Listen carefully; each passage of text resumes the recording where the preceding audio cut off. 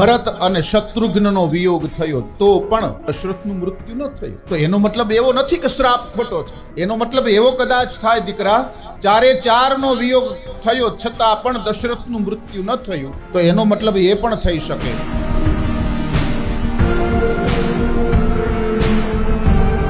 ગુરુ કંઈક જુદું કહે અને ભગવાન કંઈક જુદું કહે, તો કોનું કહ્યું કરવું? તો કે ગુરુ કહે એમ કરવું, ભગવાન કહે એમ ન કરવું.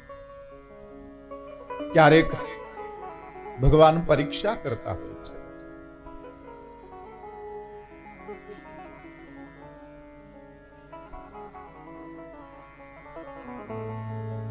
એટલે અયોધ્યાના રાજમહેલની અંદર કોઈ નથી, એકલા કઈ માતા બિરાજે છે અને એમાં વશિષ્ઠ બાપજી ગયા.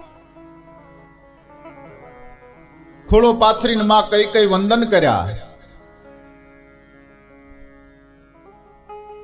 કઈને પૂછ્યું, બેટા શ્રવણના માતા પિતાનો શ્રાપ છે એ ભૂલી ગઈ છો કે યાદ છે તને? તો કે ના બાપજી યાદ છે, મને યાદ છે. તો પછી બેટા, રામ અને લક્ષ્મણનો વિયોગ દશરથને થયો પણ મૃત્યુ ન થયું, અને અત્યારે ભરત અને શત્રુઘ્નનો વિયોગ થયો તો પણ દશરથનું મૃત્યુ ન થયું. તો એનો મતલબ એવો નથી કે શ્રાપ ખોટો છે. એનો મતલબ એવો કદાચ થાય દીકરા,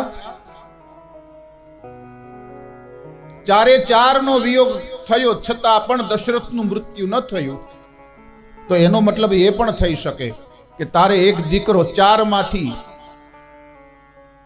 એક દીકરો ખોવો પડે ને સાથે સાથે ધણી પણ ખોવો પડે. ત્યારે ખોળો પાથરેલી માં કઈ કહે છે કે ગુરુદેવ બીજી આડીવળી વાત નહીં કરો ને, મારે શું કરવાનું છે એ કહી દો ને સીધે સીધું.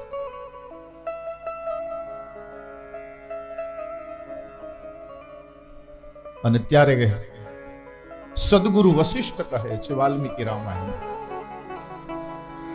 બેટા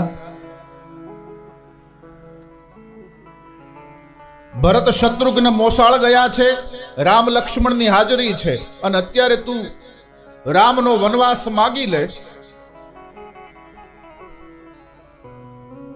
એટલે ચારેયની વિયોગ થાય.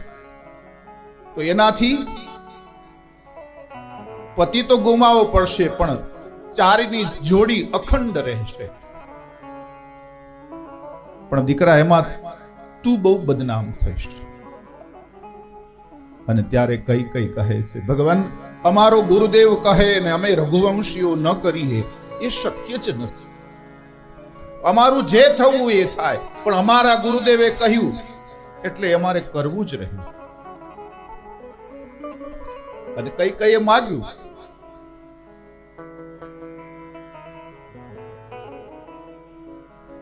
તો કહેવાનો ભાવ એ છે કે ગુરુ કંઈક જુદું કહે ને ભગવાન કંઈક જુદું કહે, તો કોનું કહ્યું કરવું? તો કે સદગુરુ કહે એમ.